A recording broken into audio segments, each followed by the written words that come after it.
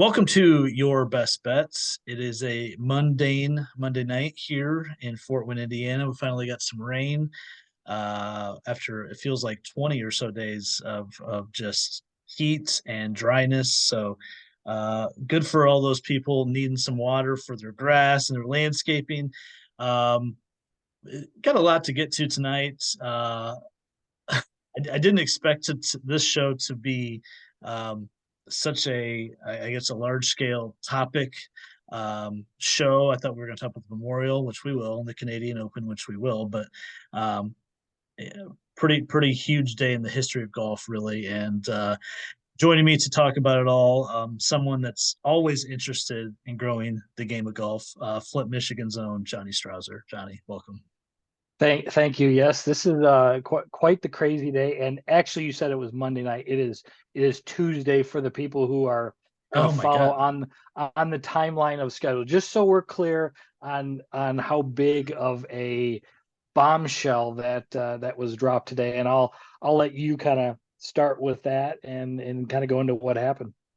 Yeah, apologies. I've lost track of my days. I think because I was in Dublin, Ohio for the weekend, and I've lost track of my days. But yeah, pretty normal start to everyone's Tuesday. Then I think 9, 10 o'clock, somewhere in there.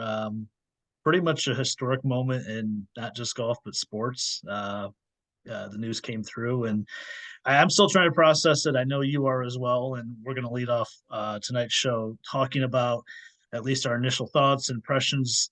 We're so early into this, and we don't know a lot, but and I'm going to do a little bit of reading to start off the top here. But basically, an agreement has come about between the PGA Tour, the DP World Tour, and the Public Investment Fund, which is the obviously the financial arm of the Saudi Arabian government, which has launched Live Golf in the past year.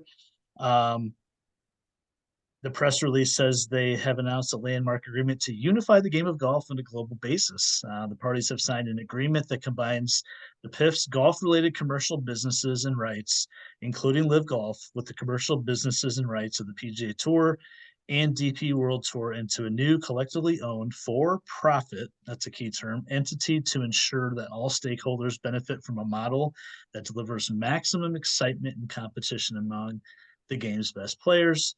The PIF will make a capital investment into the new entity to facilitate its growth and success. The new entity, named to be determined, will implement a plan to grow these combined commercial businesses, drive greater fan engagement, and accelerate growth initiatives already underway. With Live Golf in the midst of its second groundbreaking season, that's a relative term, the PGA Tour, DP World Tour, and PIF will work together to best feature and grow team golf going forward. I will not read the entire statement. I will skip down to Jay Monahan. After 2 years of disruption and distraction, this is a historic day for the game we all know and love. The transformational partnership recognizes the immeasurable strength of the tour's history, legacy, and pro competitive model and combines it with the DP World Tour and Live, including the team golf concept, to create an organization that will benefit golf's players, commercial, and charitable partners and fans. Later on in the release, PIF Governor Yasir Al Rumayyan, I am probably not pronouncing that exactly right, but we'll go with that. Says we are pleased to move forward in step with Live and PIF's world class investing experience, um, and applauds or I'm sorry, this is Jay he's talking about Yasir Al Rumayyan for his vision and collaborative and forward thinking approach that is not just a solution to the rift in our game, but also a commitment to taking it to new heights. This will engender a new era in global golf for the better. Um, Johnny, I think we did our first live golf discussion. I went back and looked at it. I think it was February 2022, where we talked about what is this going to be? Is this going to turn out to be anything? At the time, it was nothing. It seemed like on the surface, it seemed dead for a while. It got reinvigorated May of last year. And then by June, we were like, oh my God, is the PGA Tour going to live through this? There's been a lot of peaks and valleys in this story, a lot of drama, a lot of back and forth between players, fans, Twitter handles being created, fan accounts, all this stuff. It's kind of culminated into this announcement today, and an announcement that I don't think anyone saw coming. It sounds like about five people knew about this. Monahan, um, uh, Al Ramayan, two of the who's going to be on the board. One of those guys, Jimmy Dunn, who's had a large hand in the game of golf, especially with some of the financial pieces and good relationships with guys on the tour. Only a few guys knew about this. The top players didn't know about this. I guess there's lots to unpack here, but what's your initial impression? How shocked were you? On a scale from 1 to 10, I mean, it was a million as far as shock value. Like, somebody mentioned it after I saw the news today, one of my coworkers, and he was like, what do you think about that? And I said, you could have asked me to name off a million things that would happen golf related that I could think of just today, just a million things off the top of your head that's going to happen. Um, and the PGA Tour joining with PIF and the DP World Tour would not have been in the first 1 million, 2 million, or 3 million. I mean, based on everything that Jay Monahan, the PGA Tour commissioner, had said, um, starting 10 months ago, 12 months ago, whatever it was, leading up to this. I mean, I just would not have imagined that this was the way that it was going to go. And, it was it's I still can't process it, and we're now 10 to 12 hours after this announcement is made, and I truly don't know what to think here, because we've always talked about on this podcast, we disagreed with Liv and what they stood for, and how they poached the players and lessened the competition as golf fans. And now the PGA Tour, Jay Monahan basically went in behind everybody's back and just decided to basically change the golf landscape as we know it for however many years, with only four other people knowing. So, whether that's a good thing or bad thing, that's what, we'll discuss a little bit here and in future podcasts and everything, because I think there's going to be some advantages and obvious disadvantages to this here. But my gosh, I mean, I don't think under my wildest dreams or nightmares or whatever would I expect anything for this to happen. I mean, you had to have been the same way. Like, you probably saw a notification or saw a tweet. You had to think of it was like a joke, right? I kind of did. There's always these jokers out there that's like a fake Adam Schefter, right? That Mm-hmm. announces like, um, Matt Stafford gets traded to the Bears, and you're like, wait, what? And then you look at the Twitter handle, and it's like there's some difference. You're like, oh my god, I just got bamboozled here. But I did a double take. I saw it come across my phone. I'm like, wait, what? And then I dug into it, and I'm like, oh my god, that just like what? And I think you were the first person I texted, and I'm like, is this real? Like, because there's usually a pretty good indication. There's a rumor mill. Golf has a pretty good rumor mill. A lot of Twitter handles that we follow have some inclination that something like this is coming. Um, there's sources here and there. You just hear about these things through the grapevine, and it really seemed to shock everyone in the golf world. And um, the more you think about it, you kind of like, okay, I actually this is probably the only endpoint that this story could have taken. Um, going back a year ago, Jay Monahan talked about that they'll never be able to compete with the Public Investment Fund of Saudi Arabia. I mean, we're talking about hundreds of billions of dollars, and the PGA Tour was never going to be equipped with that deep of pockets, even with massive sponsorship and things of that nature. And we know in just sports and in business that money talks, and I think money won out here, for better or worse. You mentioned you and I have at least disagreed with the Live product. Maybe the sports washing aspect behind Live, And there's no again, there's no denying that's what this is. And I guess you could say the PGA Tour is now complicit in that. um, I'd say I another question I want to, we'll get into some of the specifics, but I mean, Jay Monahan, I mean, it's kind of tough. I mean, you kind of compare the statements to the RBC Canadian Open last year, and then what some of the statements that came out today that he said, and it really is a 180. And I know some of the players in the players meeting today at the RBC Canadian Open mentioned, uh, you know, some very hypocritical, um, you know, ways that his statements, came out as. It's hard to see him as anything but a hypocrite. I can also see the other side where, at the time he was trying to save the PGA Tour, and maybe today he's essentially trying to save the PGA Tour because he can't see any other end to it, and he didn't have any other answers. What do you think? Well, I think there's going to be a lot of speculation now, but I think there's a lot of it. And yeah, he has now made some very hypocritical statements, but he made another statement today, and it's going to get talked a lot. And I know it's already become a meme where he says basically, I wasn't made available that information that I am now, so I'm making a decision based on that. And that is true, and people are allowed to do that. And hopefully he made the decision that's actually best for the game. But when you look at the amount of money that the Saudis have, I mean, you could only generally assume it's going to go one way, and it's just a money grab. But you're right. Was Liv going to continue to poach these guys and build their tour and continue to try to just take away the talent from the PGA Tour there? So, that could have been one thing. I did read a couple tweets that was speculating that this basically ends all the litigation in court regarding about the antitrust laws and everything like that.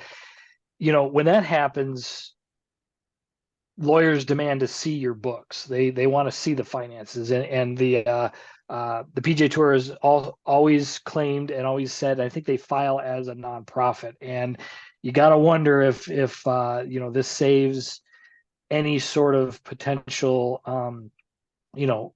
concern about the PGA Tour having to open the books and show that whether they're making significant charitable donations versus how much money they're bringing in and all that other stuff. So I think the money had a lot to deal with it, and I think the Saudi government has also wanted to get into the PGA Tour since it is such a global game, and they've really tried to get into like the English Premier League and Formula One racing, and they've tried to put their hands into that. And I think this was the perfect opportunity where the Saudi investment fund was just basically like, we have hundreds of billions of dollars that we'd like to give you, and still kind of giving the PGA Tour control supposedly of a lot of like what the schedule is or how the tournaments are run, and et cetera, et cetera. It just gets the Saudi government kind of associated with it, which is obviously is the concern. But I think there's a lot that that went into this, and whether we agree with it or not, because we've talked about the human rights and all that other the non-golf factors of it. I think there's a lot of financial things that did that were the main reasons that were being considered like that. And I think that stuff will kind of come out, but this is, I think, something that maybe they used Live as a means to try to break into it, and then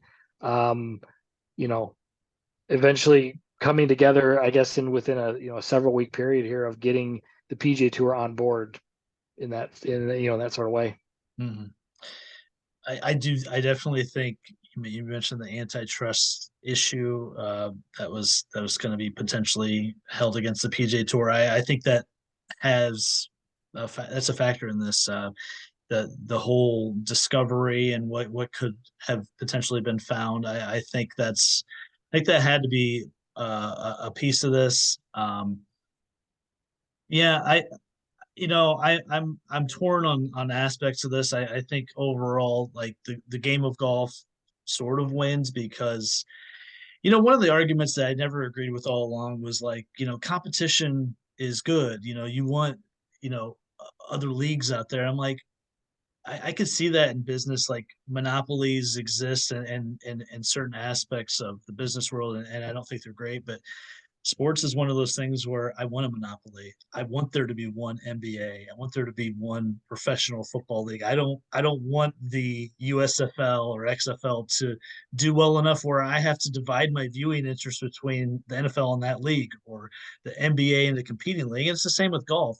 I mean, if you want to throw that the PGA Tour and the European Tour have been competing for years, well, I would disagree with that. I think they sort of supplement each other, and they always have. I guess except when it comes to the Ryder Cup, but I just never agreed with the theory that a monopoly in sports is bad. I think you want, again, the best athletes in that sport to be competing against each other at all times. And I guess the good news is that it looks like we are on a path back to that. There's so much unknown to this about what that's going to look like. I think it sounds like for 2023, both schedules will be played out in their existence. Um, it's funny though, in the press release, it does not really mention it. The merger is the PGA Tour, the DP World Tour, and the PIF. It doesn't mention Live as part of the merger. So kind of wonder if Live Golf is in existence after the end of the season.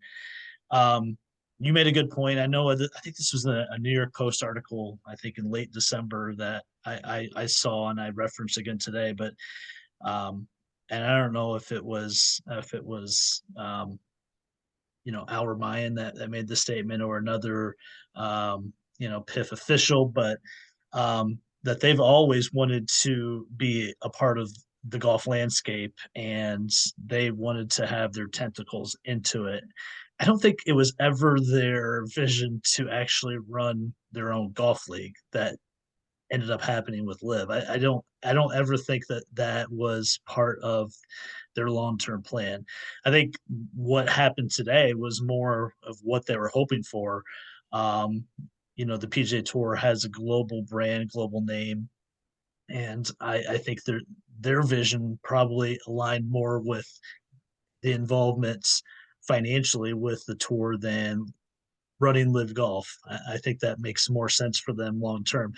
And to me, Johnny, it seems like this Al Ramayan dude he's the guy. I mean, I think he is the guy. I don't know what happens to Jay Monahan.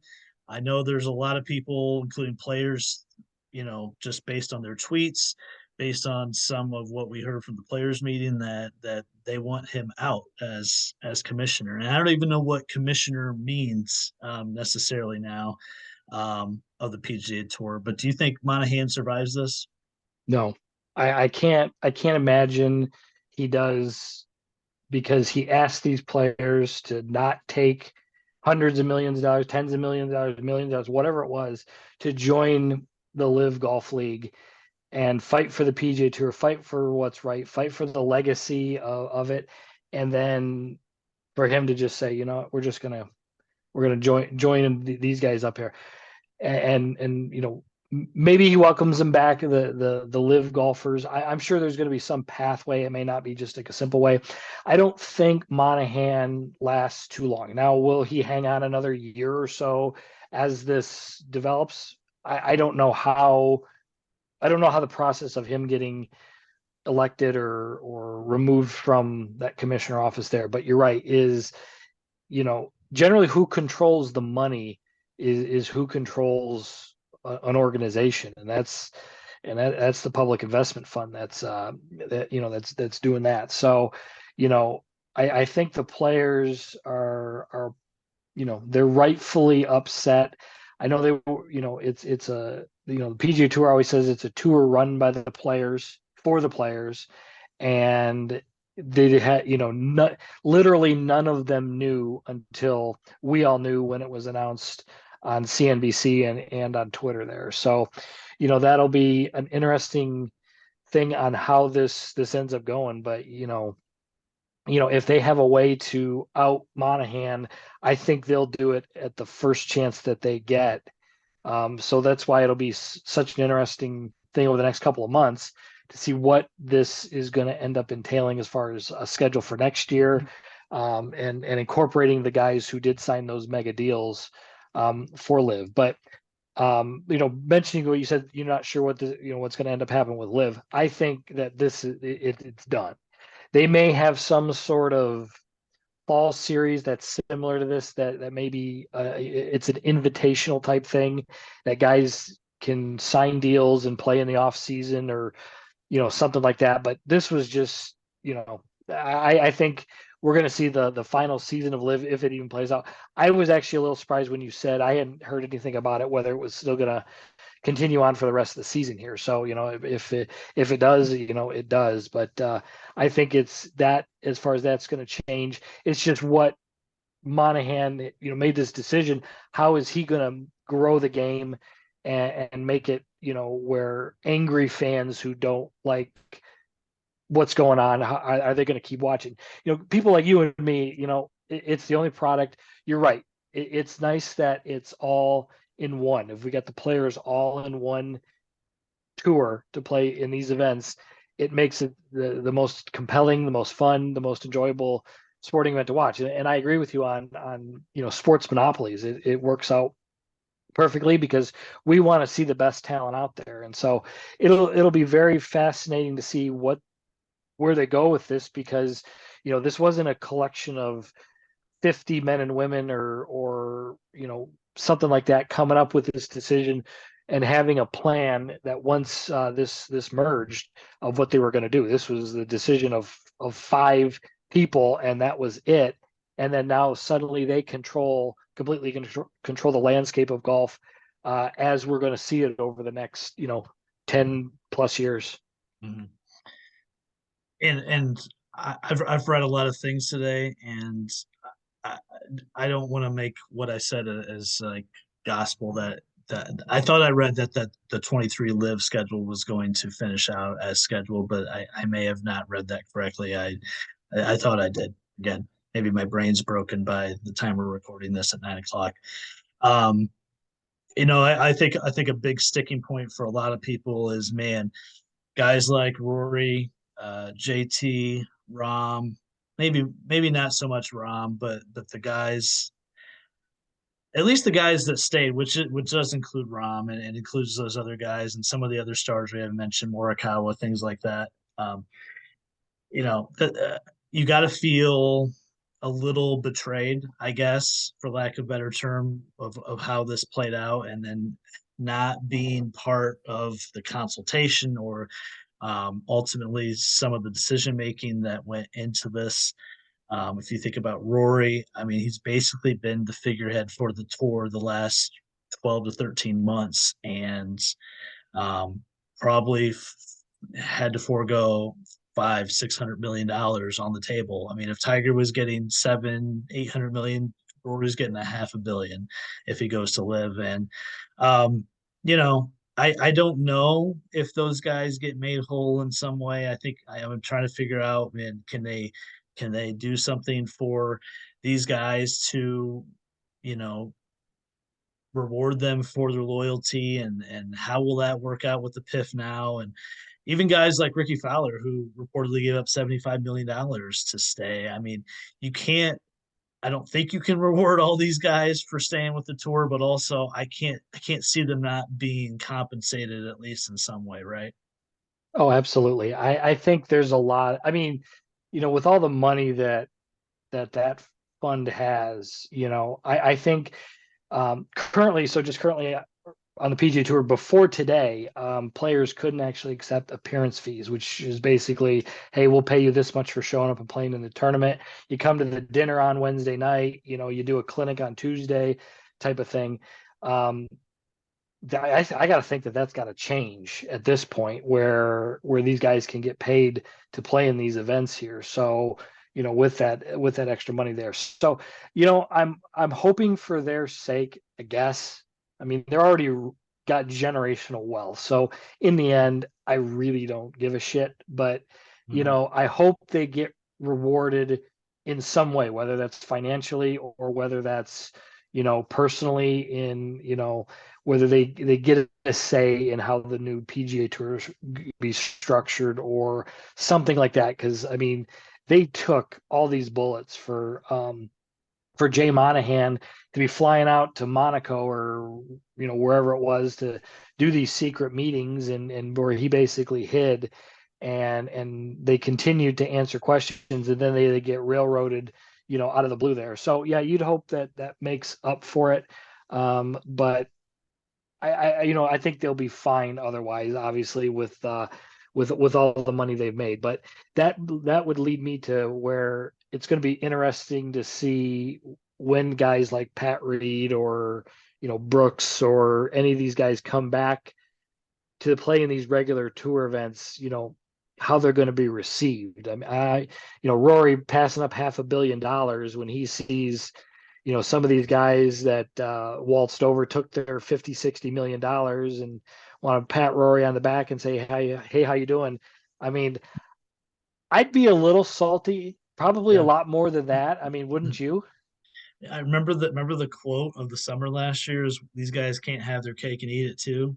Yes. Turns out actually Dustin Johnson is going to have his cake and eat it too. Phil Mickelson, which by the way, I guess maybe Phil's like the big winner of the day, that he's vindicated with everything he has said for the last year. I guess that's the case. But yeah, you're right. I don't know how you're not, if you're Rory or Justin Thomas, where you don't feel like, man, what the fuck just happened? I put in Rory basically has basically said like his mental health has been not in the best space the last 2 or 3 months, and obviously a lot of that has to do with the energy he has poured into this fight for the PGA Tour, and in the end, it ends up with this result today. So I fascinated to see what he says tomorrow at his presser at the Canadian Open. Fascinated to see what some of these guys have to say as they get the opportunity over the next couple of weeks. Obviously, the U.S. Open next week. Man, that's going to be wild next week. Obviously, Yep.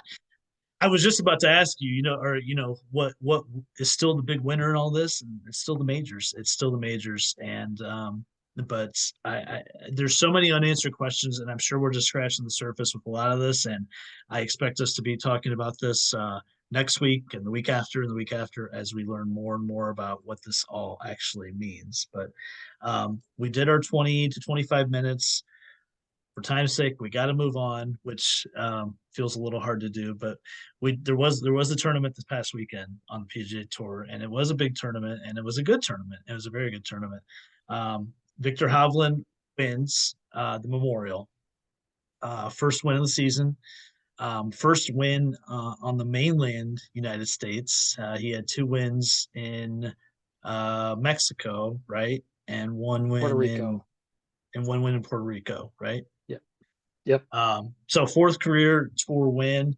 Um, Definitely like a big dick kind of win, right? I mean, there's no doubt about it. One of the best fields of the year, elevated event, Jack's tournament, um, major championship type of course. We kind of talked about it. We kind of half predicted it last week that we thought he was going to be involved and he was going to be in at the end, and there he was. Thoughts on the Memorial from you? Well, I didn't get to watch much of it, unfortunately, even though it's one of my more favorite events. Had some family stuff going on for pretty much the entire weekend. But yeah, that's such a big win for Victor, and you know he had been close in a lot of big time events, major championships, and it was always that short game and winning on a tough golf course with a good field because he was because the events that he won weren't very big. And you told me after the PGA you were gonna keep betting him every time he played because you thought he was close. And I said, "Yep, I'm gonna do that too. I'm gonna bet him every single time." So I bet him the next week, and then completely forgot about it. Just completely forgot, and didn't throw a bet on him for Memorial. So I am badly regretting that. But he played great golf, and he's such a good iron player. I think he's kind of figuring out a way to manage his struggling short game, but he's a good putter, so he can kind of make up for that in certain spots. And when he hits his driver and his irons well, you don't necessarily need a ton of good, great short game there. And he played well at the PGA Championship, so he kind of proved that he could play a golf course like that. And this is, almost a major championship setup. So really good win for him. I think it was one of those early in his career signature wins that he kind of needed, because you look at some of the guys, you look at Morikawa with a couple wins, and guys are getting those wins early, those signature ones, and this one on is every bit of a good win as a lot of major championships are. So, good solid play for him, and you know I think he's finally learning how to, like I said, play his weaknesses, and is going to be a strong player for not only the rest of this year, but just I think he's set up with a good solid career coming up. Yeah, I think we've definitely played up the short game troubles a lot, and I think we do that because we feel like it is a difference maker in majors. He has overcome it the last three majors where he's been part of the story. He has bridged the gap to where he's at least not he's not killing himself around the greens like he was a year or 2 years ago. Um, what something that mattered to me is on the 72nd hole when he absolutely had to make a par and he hit it long in two. Um, that 18th green has a considerable amount of slope shipping from that rough. It wasn't a simple up and down, and he had to get up and down. And he chipped it to 4 feet and made the putt. And I think you and I have said that, like, can we trust him in those instances? And we have said maybe not. And Yep. he got it done to where he made it the situation where Denny McCarthy had to make a par on the 72nd hole to win, which on Sunday was no easy task, especially if you drove it in the rough, which McCarthy did, made bogey, forced the playoff, and Viktor was able to prevail. I mentioned last week I would be at the tournament. I was there from Friday through Sunday. I was there till the last putt dropped on during the playoff. It was a pretty incredible atmosphere. Um, on the 72nd hole, watching Vic and then watching Denny have a 20-footer to try to win in the playoff. I was actually going to put on my Facebook story. I was going to write something about see this live golf because I couldn't believe how many people were surrounding the 18th hole. I mean, it was lined down the fairway. It was down the fairway. It was crazy. Good thing I didn't because that would have looked bad a couple days later. But um, it was really a great tournament. I made we made the decision to follow Denny after the 11th hole. Um, I felt like he was going to win the tournament, and it really looked like he was going to win the tournament for quite a while.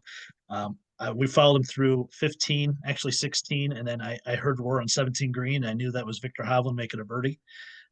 He made the only birdie on 17 on Sunday, pretty remarkable, and raced up to Wow. 18 to see Viktor finish and then stay there. But it's such a great tournament because it really is a major championship layout. All the way back to Thursday, Davis Riley led the tournament at 6 under.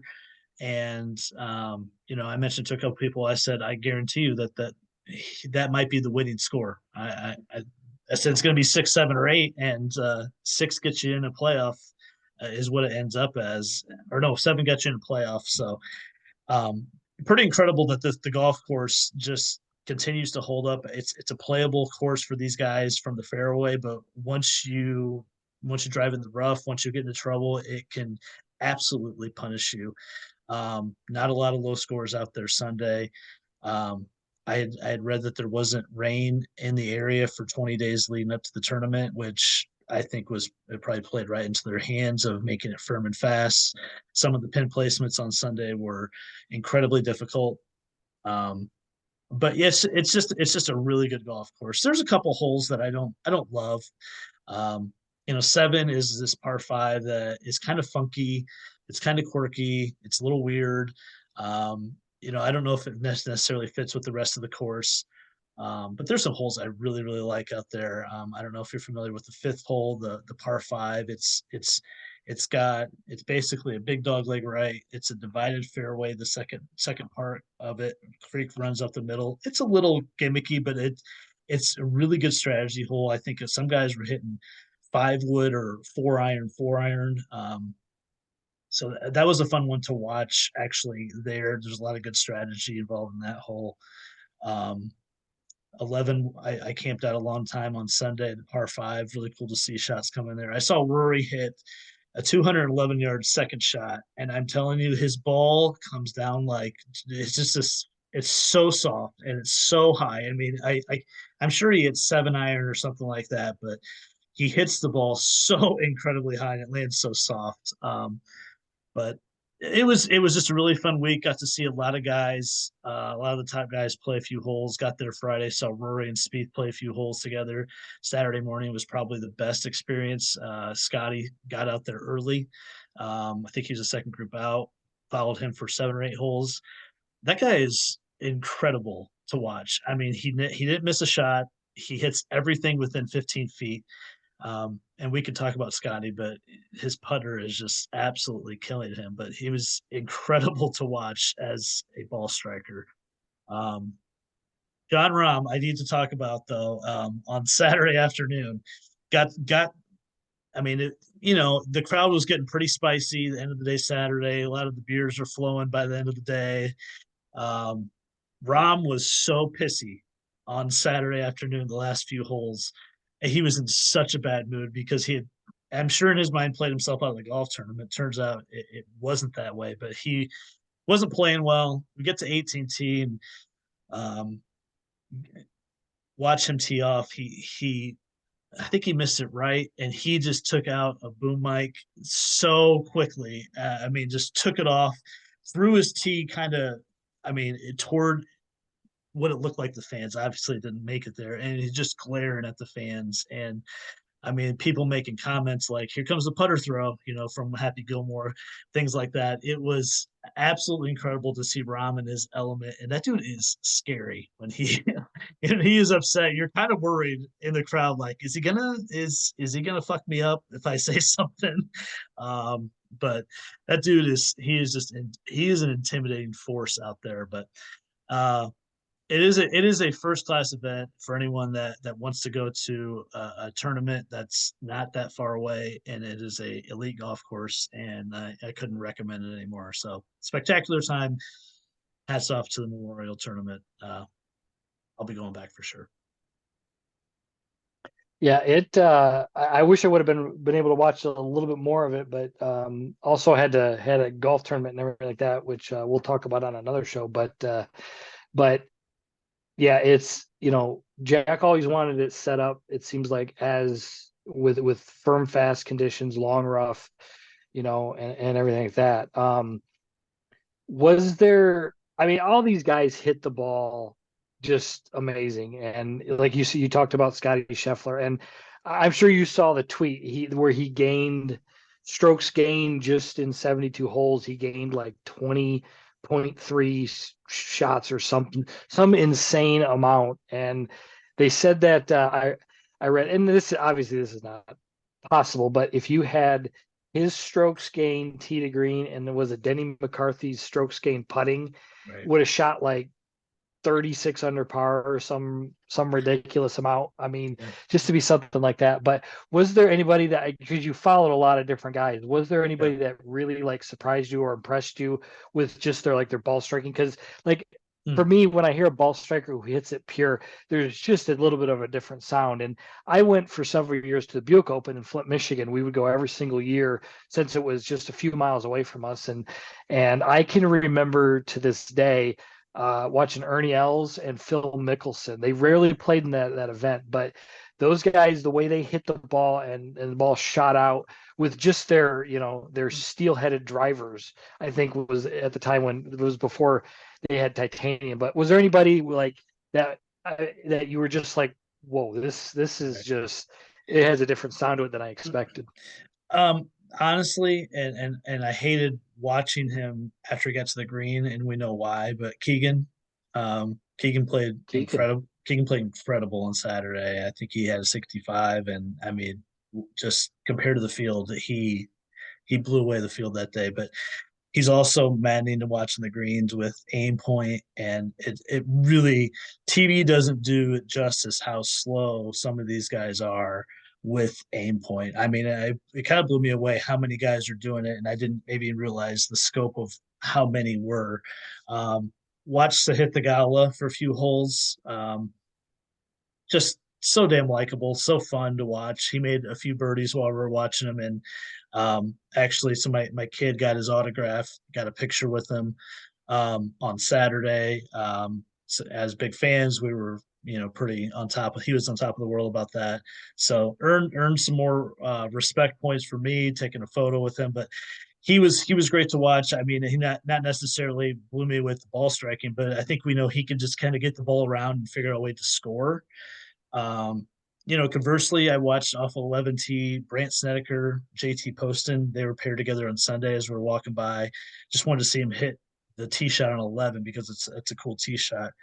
Just such ordinary ball strikers, right? Like I've seen Johnny Strouser hit exactly the kind of drives they're hitting, probably more impressively, but we've talked about in the past what's some of the difference makers with those guys versus great amateurs like yourself. It's just maybe the repeatability and the fact that JT Poston can just light it up on the greens and but that's I just want to make that point that there's you see some of these guys and you're like I mean that's a nice 285-yard drive, but it's nothing special. And I know that was like Snedeker's first event back in quite a while. I didn't even realize he was alive anymore, but made the cut and he managed to have a decent finish. But yeah, I also the 12th hole is an awesome golf hole, and it's an awesome golf hole to watch from behind the tee because you can't appreciate what a sliver of a green that is, and the pin on Sunday literally looks like it's 2 feet from the water. Um, Watched a little bit on Saturday. Saw Adam Scott hit in the water there, kind of end his tournament, chances of winning at least. There's just so many good holes, and it really requires just tremendous ball striking. And it's too bad Scotty Scheffler was last in the field in putting because he really deserved to win. Based on what I saw of him and what the numbers reflected. I mean, not only was he, I think he gained 20 strokes on the field on ball striking, he was nine above the next best guy, John Rahm. I mean, that's unreal. I think I saw it was the best ball striking week in the strokes gained area since BJ Singh in 2004. Um, Jeez. it's incredible. He should have won the last three tournaments. Should have won the Mm. PGA. Should have won the Colonial. Should have won the Memorial. But he's the best ball striker in the world. He's got to figure out this putter. I don't know what the deal is. Why he hasn't tried anything different. I don't really get it. But Memorial, great tournament, good win for Victor. Let's see if it launches him into this kind of new, bigger echelon of elite players. 5 minutes on the Canadian Open, Johnny. I don't really have a lot to talk about with the golf course. I don't know if you know anything about the golf course. I know it's at a different course than it's been. I know it kind of moves around, but I haven't seen this layout. Um, is there anyone that you've got a quick beat on, whether it be due to the number, their recent form, whatever it may be? Well, I did place a couple bets today, and well, it was actually, yeah, this morning, right before the chaos of what ensued with PGA Tour. There's some guys that I like. I really want to bet a Canadian, but I think there's a lot of pressure for these Canadian guys to win. So you look at a guy like Corey Connors, who I think this golf course fits really well for. Um, is he likely going to win? I just don't feel good about that. But Rory's such the huge favorite there.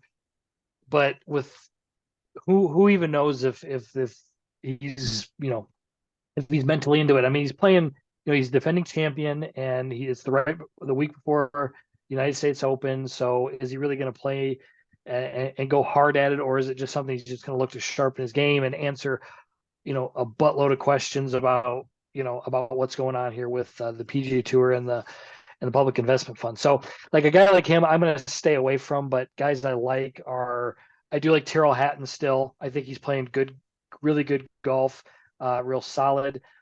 Shane Lowry's starting to kind of trend in the right direction there. Probably my favorite bet though, and he's a little short for me, but I still placed a bet on this morning, was Sam Burns. Played solid at the Memorial. Played pretty good at Colonial. I know it is a lot of weeks here in a row, but it just feels like he's one of those guys that where he trends, where he kind of just busts out after some okay play, and then he progressively gets better. So he's had some good events there, and Burns is one of the guys that I'm targeting. Burns at 14-1 right now. Definitely, I think he finished top 15 last week. Yeah. Moments where I think he would sneak into the top 10, make a couple bogeys, come back. Reasonable play, obviously. Rory 5-1. Definitely, I think you would agree, probably unbettable at 5-1. Didn't even talk about that. He was a 54-hole leader last week and kind of faded on Sunday due to some really poor wedge play yet again. Kind of that similar story we've seen from Rory, but can't touch him at 5-1. If he wins, great, congratulate him. I want to like Justin Rose at 18-1, but gosh, that's a short number right It's now. It just so seems like. short. Yeah. And that's my issue with a lot of these guys under at least 20-1 is, on the surface, I sort of like them. Like, I can't trust Cam Young right now, and 14-1 is way too low. And Tommy Fleetwood, again, I could go down that road, but again, at 20, again, Tommy Fleetwood's never won a PGA Tour tournament, and at 20-1, that's a little tough for me. I got to be honest, Johnny, it's kind of tough as you go down here. I'm really interested to see Ludwig Aberg's debut on Yeah. tour. 50-1. I mean, maybe he could pull a Roseng and win in his pro debut. That would be awesome. Probably, I mean, potential Ryder Cupper for the Euro team. I have to think it's on the table. It I don't know. it could be. I mean, who knows how this is going to end up playing out with the live guys and everything like that. But you're right. I really was one of the first things I checked what Aberg's number was. I was hoping he was going to be something, 60 to 70 to 75-1. 50 Yeah, 50's it's really tough. 50's kind of low, but I think like all the numbers, I think just with the slightly weaker field, that's just what we're going to have to deal with this week. Another guy I liked kind of is Adrian Meronk. Been playing good golf.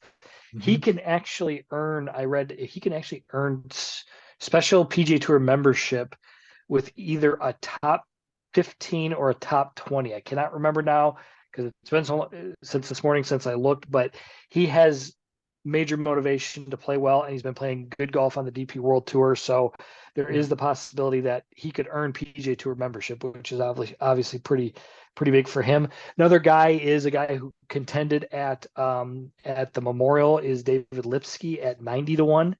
I do like that number, and I don't mind him as a small win bet, but you can get him at plus 750 as a top 10. So he's a guy who's going to be on my card. And I see that. And then the name that does pop up, and it usually pops up on these on the secondary events, but obviously there is not one this week, is Carson Young, also at that 90-1 number there.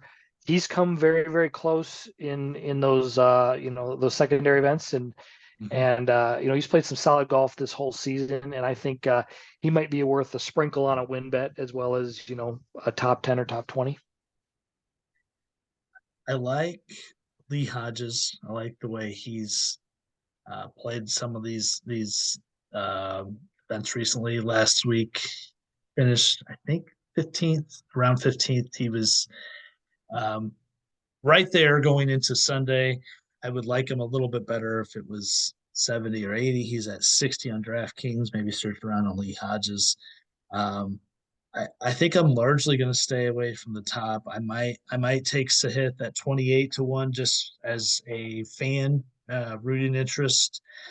He really struggled over the weekend though at the Memorial. He got kind of beat down. I think he shot 84 on Sunday. It's not the best form going into the next week. But Adam Svensson at 50.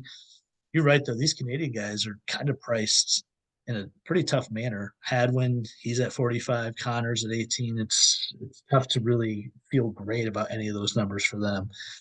So this might be a big, and I don't say this often, a big top 10, top 20 week for me because I just don't, I can't, I don't feel great about a lot of these guys with what they're priced at. Yep. I got one more way down the board. I mean, you could throw a lot of names out here. He's actually Grayson Murray. He won a Corn Ferry event. He finished third place at the Corn Ferry event. I believe it was on a couple of days ago on Sunday. So he's playing good golf, and there might be something. He's not going to win the event. I can't imagine he's going to win the event at 250 to 1, but you can get him at 16 to 1 on a top 10 bet. So, him just thinking, Mm-hmm. he could make a cut. He's had a lot of PGA Tour starts. Now, he hasn't done well in them, as a whole, but that type of experience, though, that some good golf, if he can make the cut, finish in the top 30, top 40, something like that, you can get some pretty great odds on him. So as for a guy that's like way the hell down there, that Mm-hmm. might be slightly mispriced. I mean, he's at the same as like Brandt Snedeker, who obviously made the cut at Memorial and everything like that. But I would take just the form that Grayson Murray's in recently as a guy who can play pretty well. Grant Seneker had a broken sternum, I guess. Had to get his sternum rebuilt. Yeah, that's what the injury was. Well, and they had to break my sternum for That's a right. surgery, so That's right. I could see how freaking awful that is. And yeah, it takes a long time to heal, and then you take that first golf swing, you're like, Right. hang in there, buddy. Yeah. Oh, I forgot. I forgot you had something similar. Sam Bennett, that do anything for you? 200 to 1. I actually saw Sam Bennett tee off one on Sunday. It was nearly unwatchable watching him tee off. He waggled Oh yeah, he does so waggle nose. much. I was like, I can't watch him. I can't watch him play. I had shades of Sergio from Bethpage, 2002. I Ooh. mean, it was kind of tough. There's actually a few guys that had a tough time watching just after they addressed the ball, like 15, 20 seconds over the ball waggling. I don't know how guys can. I just man, when I get up to the ball, I'm ready to go. And Yeah. I don't know how guys do that, but No, all I don't right. know. I think he's off my board. Yeah. Best bets. This show will come out on Wednesday, but we'll have a best bets again for the Canadian Open. Hopefully, a little bit something substantial compared to what we're talking about on the podcast tonight. I think that's it. Big show, a lot of news. Thanks, Johnny, for being on and talking this through. And I'm sure we'll have a lot more to get to the rest of the way with Live Golf and the PGA Tour. Can't wait. One more week, and then we got U.S. Open week. That's right. It's going to be great next week, previewing LACC, primetime US Open, which is the best type of US Open. Should be fantastic. So we'll be back next week to break it down. Check us out on Instagram and Facebook with our best bets. And of course, this episode on YouTube, on our YouTube channel. So thanks for joining. We'll catch you next time.